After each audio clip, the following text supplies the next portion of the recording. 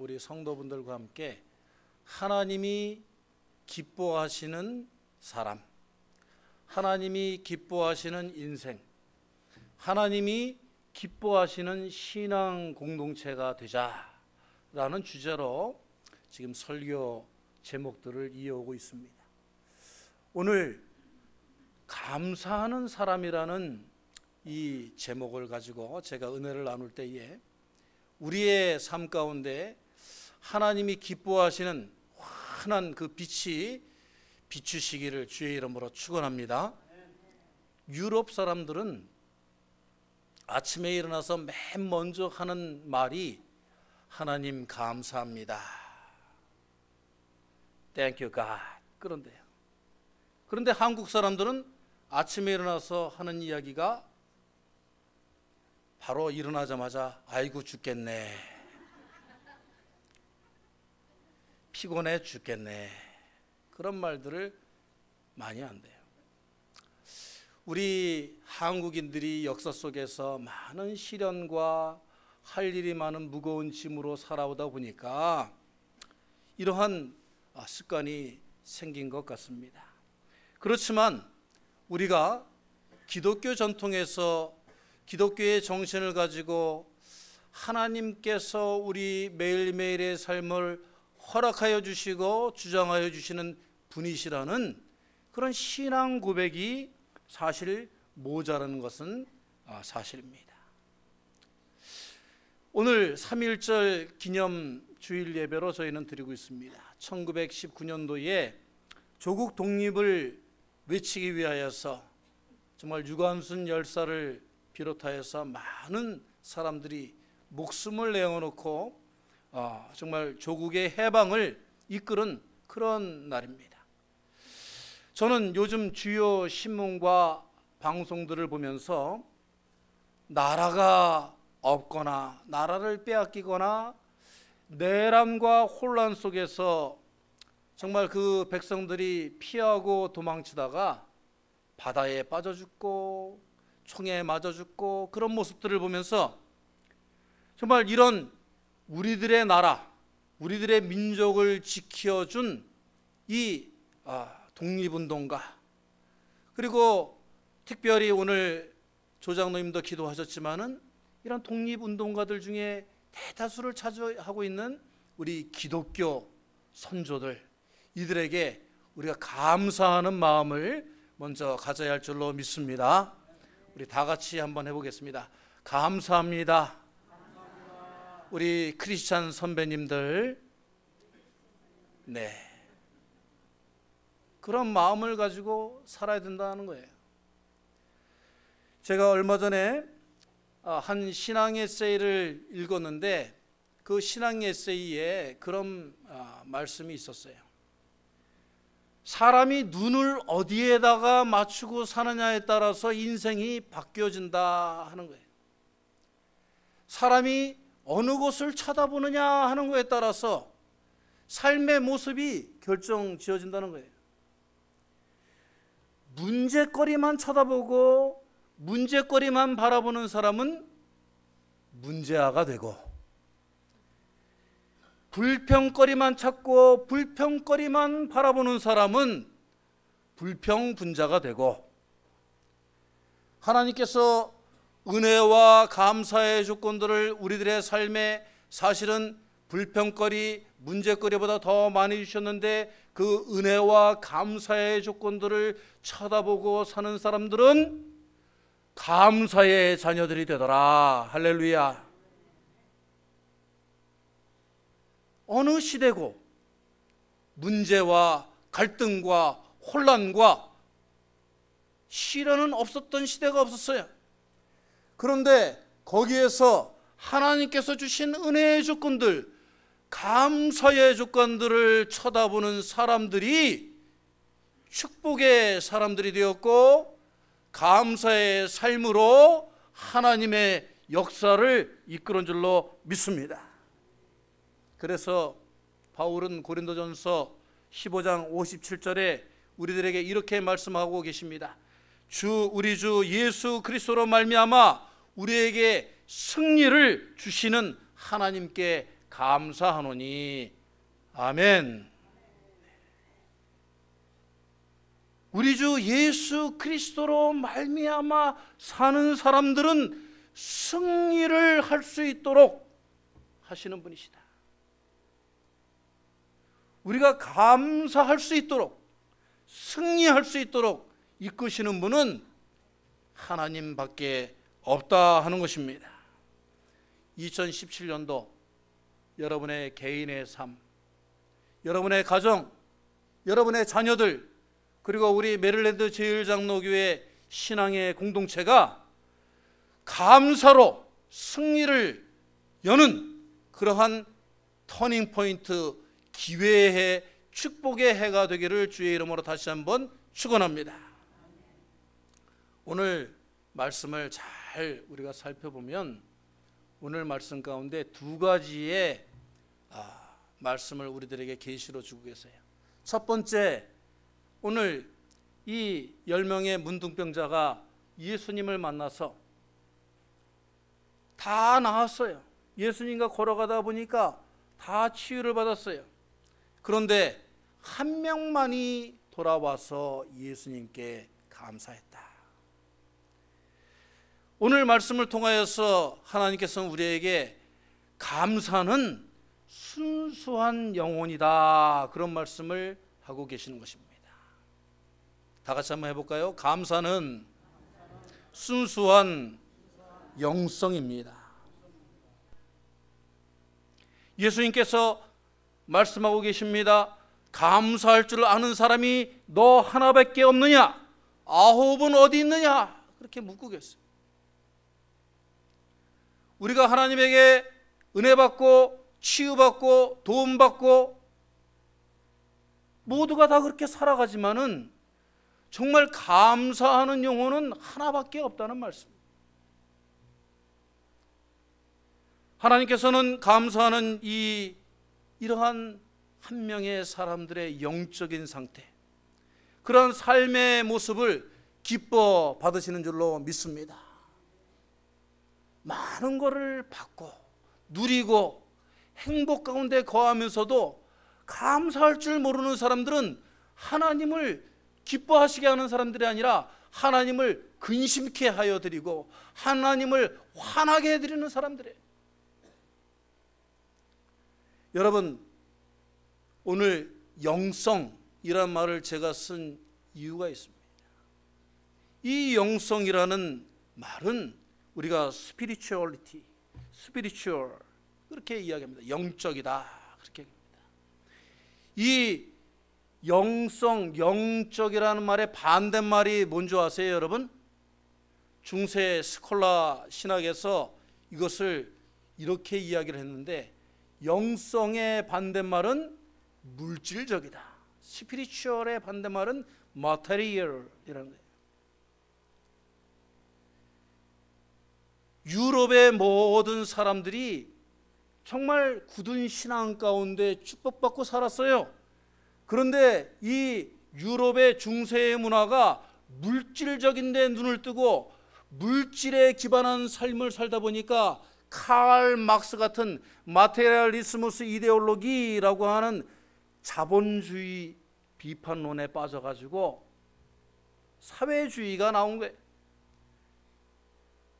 물질주의적 세계관이 세상을 지배하다 보니까 하나님의 영혼을 잃어버린 거예요. 하나님께서 주신 우리들의 영혼을 물질에다가 팔아버린 거예요. 영적인 상태는 하나님께서 주시는 것입니다. 물질적인 세계관을 가지고 물질에 집념하는 인생을 살다 보면 달면 삼키고 쓰면 뱉는 이기적이고 자기만족적이고, 이 물질적이라는 말이 어떤 말과 동급으로 쓰이느냐? 동물적이다, 욕망적이다 라는 것과 똑같이 쓰입니다. 철면피 기회주의자 냉혈한 인간들을 길러냅니다. 그러나 하나님의 영을 기쁘시게 해드리는 사람들은 바로 이 하나님과의 교통 가운데에 사람의 육신을 가지고 태어났지만 우리들의 영혼은 하나님과 끊임없이 교통하며 하나님의 거룩한 영을 받아들이고 하나님의 뜻으로 사는 영적인 인간으로 사는 줄로 믿습니다. 하지만은 이 영성은 자기 혼자 세울 수가 없어요. 자기 혼자 키울 수가 없습니다. 이 영성이라는 것은 하나님과의 올바른 관계 속에서만 자라날 수가 있어요. 하나님의 그 거룩하심을 입게 해 주옵소서. 말로만 되는 게 아니라는 거예요. 하나님의 영적인 깨우침과 영향력과 거룩함을 덧입어서 우리가 성화되기 위해서는 하나님과 끊임없이 같이 하여야 되고 하나님과 영적 교류를 맺기 위하여 우리가 열심을 내어야 된다는 것입니다.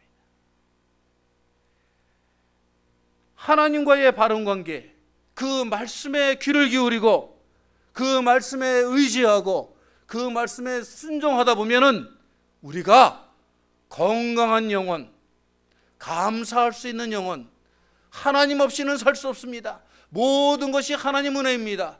하나님 뜻대로 했더니 모든 것이 승리하고 잘되고 축복받았습니다. 할렐루야. 이런 영혼으로 변화되는 것입니다. 저는 얼마 전 우연히 조세핀 김이라는 그 하버드 대학의 교수를 알게 되었어요. 이 여자 교수는 최연소 하버드 대학교 종신 교수예요. 이 조세핀 김은 처음부터 그렇게 행복하지는 않았다고 그래요. 미국에 이민 왔는데 아버지가 목사였대요. 그래서 이 목사님이 큰 교회 목사님이 아니고 아마 개척교회 목사님이었던 것 같아요. 그래서 그냥 무슨 일만 생기면 딸 이름을 부르면서 조세핀 오늘 반주자가 안 나왔어, 반주해. 조세핀 오늘 주일학교 선생님이 안 나왔어, 주일학교 선생해. 무슨 일만 생기면 조세핀 부르는데 자기가 정말 너무너무 괴로웠다는 거예요. 아버지가 하나님한테 콜링 받았지 왜 딸인 내가 그 짐을 짊어져야 되냐.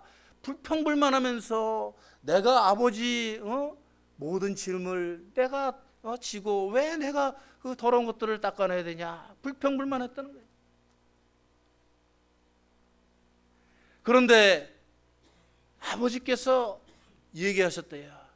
주님의 일을 충실히 행하는 자에게 주님께서 복과 은혜를 내려주신다. 아멘. 저도 그랬어요. 저도 아버님이 큰 교회 자리 다 버리시고 정말 어려운 교회에 가서 봉사하실 때 무슨 일만 생기면 저를 부르시는 거예요. 은상아 마이크 고장났다. 은상아 상펴라. 종탑에 불이 나갔다. 막 새벽에 발로 차가지고 깨우시고. 정말 싫었어요. 저도. 그런데 그때 이 조세핀 김의 아버지와 같이 저희 아버님도 말씀하셨어요. 주의 일을 열심히 하고 주님의 일에 참으로 헌신하는 자는 복을 받는다. 이 조세핀 김이 뭐라고 했는 줄 아십니까? 나중에 자기가 하나님께서 말씀하시는 그 말씀을 들었는데 믿음이라는 것이 뭐냐? 믿음이라는 것은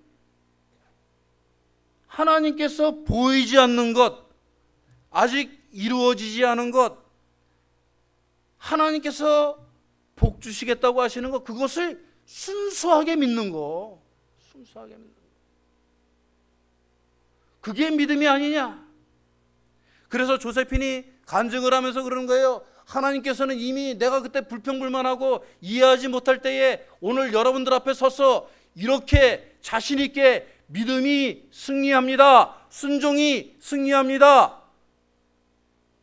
이 자리를 하나님은 이미 예비해 놓으시고 준비해 놓으시고 아시기 때문에 그 일을 시키셨다는 거예요.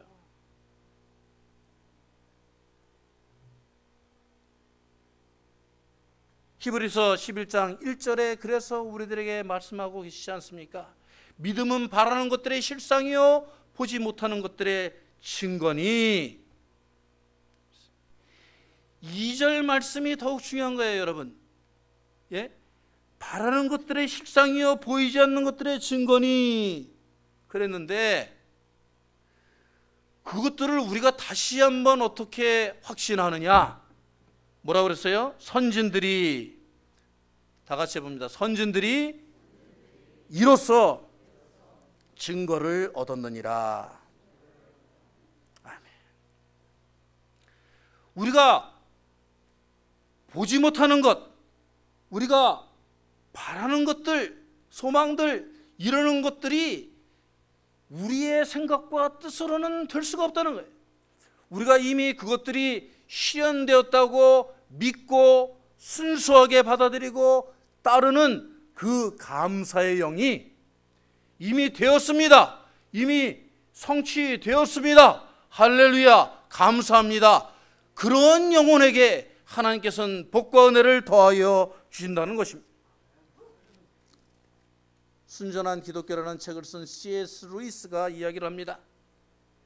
현실 세계라는 안개가 걷히고 나면, 여러분들 지금 현실 세계가 굉장히 또렷이 잘 보이시고 모든 게 분명하고 확실하고 그러신 것 같아요? 이 현실 세계라는 게 보이지 않는 안개 속을 걷는 것과 같아요. 여러분들 한 시간 뒤에, 여러분들 하루 뒤에 일어날 일들이 여러분들이 아십니까? 우리는 알 수 없는 안개 속의 인생을 살고 있어요. 그러나 우리가 그 인생을 다 살고 안개가 다 걷히고 나면 내가 분명히 주님 앞에 한 영혼으로 설 것이다.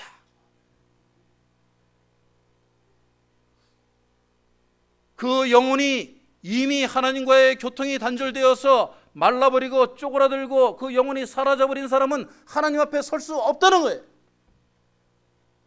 하나님과의 영적인 커뮤니케이션을 통해서, 영적 교통을 통하여 우리들의 영혼이 감사하는 영으로, 하나님 앞에 살아있는 영으로, 생명으로 설 때에 하나님께서는 우리를 만나주시고 새로운 인생의 삶으로 주님께서 도약할 수 있도록 영생의 삶을 허락하여 주실 줄 믿습니다.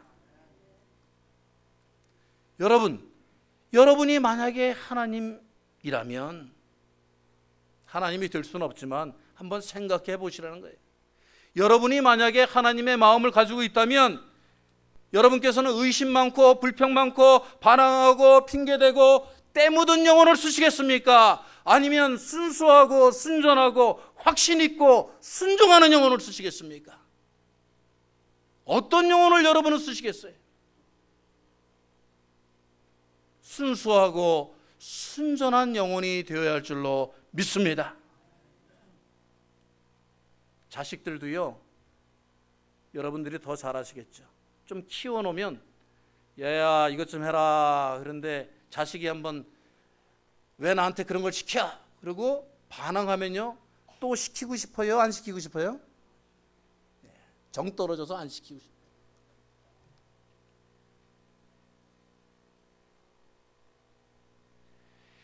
다윗이 블레셋 장군 골리앗에게 나갈 때에 조그만 조약돌 하나를 가지고 나갔을 때에도, 모세가 그 엄청난 권력을 가지고 있는, 무력을 가지고 있는 그 애굽 땅에 들어갈 때에도, 요셉이 왕 앞에 초라한 그 소년의 모습으로 섰을 때에도, 여호수아가 자신들이 도저히 근접할 수 없는 엄청난 키와 무게로 자신들을 억압할 때에도, 가나안 땅에 들어갈 때에도 그들은 불가능의 사람들이었어요. 불가능의 인생들이었어요. 불가능의 조건들이었어요. 그러나 그들에게 무엇이 있었느냐? 순수한 영혼이 있은 줄로 믿습니다. 하나님께서 나가라, 하나님께서 내가 행하라 할 때에 그들에게는 아니요, 몰라요, 싫어요가 아니라 네, 하겠습니다. 부족하겠지만 하나님 나와 동행하여 주옵소서. 하나님 나의 힘이신 여호와여 나와 함께하여 주시옵소서. 내가 주님만 믿고 나가겠습니다 할 때에 그 순수한 영혼을 가지고 나갈 때에 하나님께서 승리의 인생들로, 감사의 주인공들로 삼아준 줄 믿습니다. 여러분들도 이러한 순수한 영혼으로 감사의 주인공들이 되시길 주의 이름으로 축원합니다. 두 번째로 오늘 말씀은 감사는 축복의 습관이다, 이렇게 우리들에게 알려주고 계십니다. 모두에게 무시당하고 모두에게 외면당했던 그 소외당한 인생, 그 핍박받는 인생 사마리아인만이 발 앞에 엎드려서 감사하니라고 16절에 말씀하고 있어요. 예수님께서 이 이방인 외에는 하나님께 영광을 돌리려 온 자가 없느냐. 앞에서도 말씀드렸지만 유대인들은 토라로, 율법으로, 율례로, 할례로 잘 알고 멋지고 아주 뽐나는 인생들을 살고 있었지만 그들에게는 감사가 없었어요. 감사해야 할 순간에 감사를 돌리지 않고 그냥 자기가 몸이 나았다는 그러한 만족감에 다른 데로 도망가 버렸어요. 어쩌면 오늘날도 많은 사람이 축복을 받고 은혜를 누리며 살지만 10중 9은 감사를 잃어버리고, 모르겠어요. 정말 핍박받고 가난하고 소외받는 사마리아인이 도움을 받는 적이 없어서 예수님의 그 도우심, 치유하심에 너무나 눈물이 나고 너무나 감사해서 나 같은 사람도 사람 취급해 주시고 나 같은 정말 동물 같은 사람도 주님께서 치유하여 주시는 그 은혜에 감사해서 고개를 조아렸는지 모르겠어요. 우리들의 제사가, 우리들의 삶이 감사의 습관들로 가득 차시기를 주의 이름으로 권고합니다. 옛날 시골에요, 한국의 한 시골에 유명한 사찰이 있었는데 그 마을에는 그 사찰 때문에 다른 종교들이 들어가지를 못했대요. 그런데 이제 나라가 개화되고 한 전도사님이 용기를 얻어가지고 그 마을에 들어가가지고 100%가 불교 신자인데 교회를 개척을 해가지고 운동을 벌였는데, 무슨 운동을 벌였느냐? 감사 할렐루야 운동. 감사 할렐루야 운동을 벌였대요. 그래가지고 이제 크리스찬이, 신앙인이 한 사람, 두 사람 이제 늘다가 보니까 그 사람들이 만나면 전도사님이 나가서 얘기를 했대요. 무조건 손잡고 감사 할렐루야, 감사 할렐루야. 그러니까 이제 교인들이 점점 늘어나면서 그 동네 사람들이 다 만나면 인사가 뭘로 바뀌었어요? 감사 할렐루야.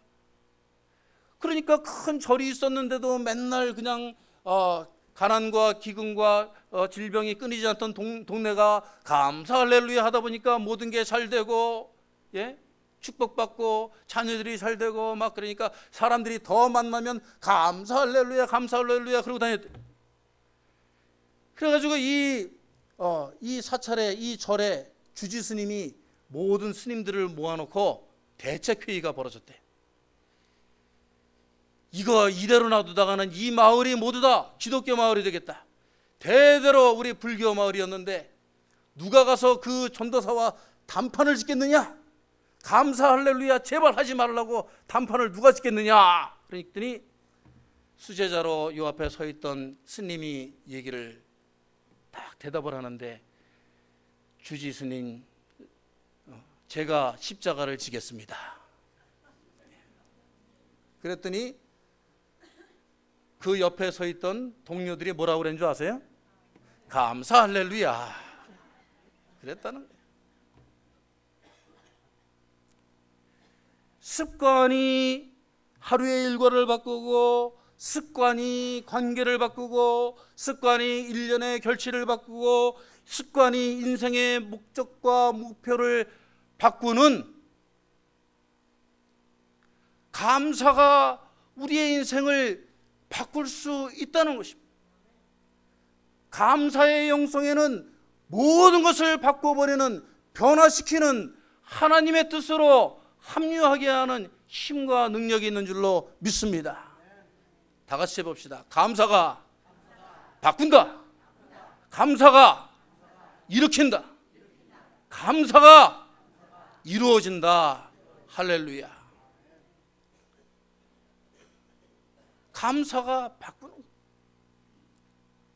삶의 의미와 존재와 가치를 하나님께 전적으로 드리는 감사의 예배, 감사의 인생이 우리 메릴랜드 제1장로교회를 통해서 이어질 줄로 믿습니다. 오늘 19절 말씀 마지막으로 보겠습니다. 감사하는 내 믿음이 너를 구원하였다. 이렇게 말씀하고 계세요. 여러분, 구원이라는 것이 자기 질병의 치유함만을 두고 구원이라고 하겠어요? 예수님께서 내 믿음이 너를 구원하였다라고 말씀하실 때에 우리 인간들은 그렇잖아요. 바라고 원하는 것 조건 하나가 이루어지면 할렐루야 이루어졌네 그러다가도 하나 시험에 딱 걸리면 돌뿌리에 발가락만 탁 치어도 하나님이 또 시험을 주시네. 진정한 우리들의 인생의 구원이 이루어지는 것은 육신의 병뿐만이 아니라 영혼과 정신의 삶이 바뀌어지는 거예요. 오늘 이 문둥병자는 육신의 병을 고쳤을 뿐만 아니고 영혼과 정신과 자신의 인생까지도 하나님께서 구원해 주셨습니다. 이방인에서 하나님의 자녀로 소외되고 미개한 그러한 사회적 차별에서 선택받은 자로 하나님께서 구원하여 주신 거예요. 여러분, 우리들의 인생이 참으로 불평과 원망과 한이 얽혀가지고 늘 삐뚤어지고 어그러지고 병든 마음, 병든 몸으로 인생을 살아가고 있습니까?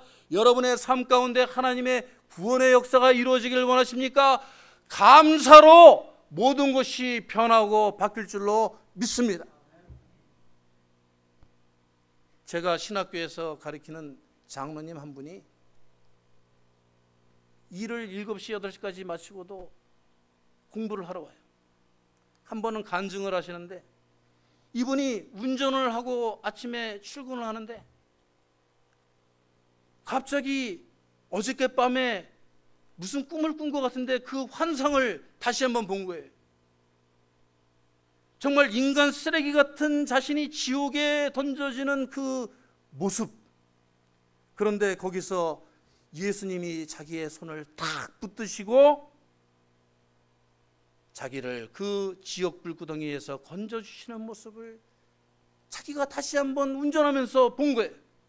그래서 달려가던 차를 길가에다가 황급히 세우고 문을 열고 길가에 그 풀숲에 엎드려 눈물로 고백을 합니다.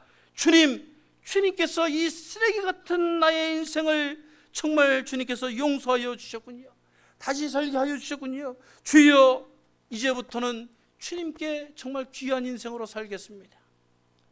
그는 예배를 드릴 때마다 지금까지는 느끼지 못했던 감사의 눈물이 흘러내렸어요. 그리고 주일날이 기다려졌어요. 설교를 들으면서 그 말씀에 한 말씀 한 말씀이 자기의 영혼과 마음과 육신과 인생을 바꾸는 하나님의 능력을 체험했습니다.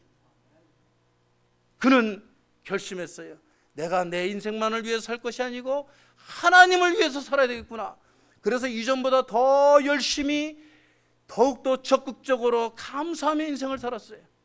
그랬더니 사업도 잘 되어서 혼자 일하던 게 여러 사람을 모아서 일하게 되고, 그래서 그 이제 사업 자금을 다 모아가지고 자기만 위해 쓰는 것이 아니고 1년은 일을 하고 그 다음에는 선교 자금을 모아가지고 선교 여행을 몇 달씩 떠나는 인생을 계속해서 살고 있다고 합니다. 그가 말하기를 쓰레기 인생에서 하나님이 건져주셔서 영광의 인생, 보화의 인생으로 살게 하셨습니다. 영광 할렐루야. 이 감사의 체험이 여러분들의 삶 가운데도 이미 이루어졌고 이루어져야 할 줄로 믿습니다. 우리 주변에는 너무나 감사할 것이 많이 있어요. 여러분 돌아보시기 바랍니다. 부모와 자녀와 가정과 아름다운 이 재단을 우리들에게 주셨어요. 아멘. 지금 있는 재단도 아름다운데 하나님은 이보다 몇 배, 몇십 배 화려한 성전을 우리들에게 허락하여 줄 줄로 믿습니다. 이게 다 우리 성도들이 감사 할렐루야 그 영혼으로 살았기 때문에 그래. 힘들고 어렵고 눈물 나고 고통스러워도 우리가 감사 할렐루야 하고 살았더니 하나님께서 평생을 꿈꿔도 이루지 못할 일들을 하나님께서 돈을 갖다가 아무리 벌어다가 채우고 헌금해도 이루어지지 않던 일들을 하나님께서 이루어 주신 줄로 믿습니다. 감사 할렐루야. 여러분들에게 감사할 일들 뿐입니다. 충성을 다합시다. 우리가 감사하는 마음을 가질 때에 하나님께서 풍성한 은혜를 차고 넘치게 하여 줄 줄로 믿습니다. 아멘. 다 같이 기도하겠습니다.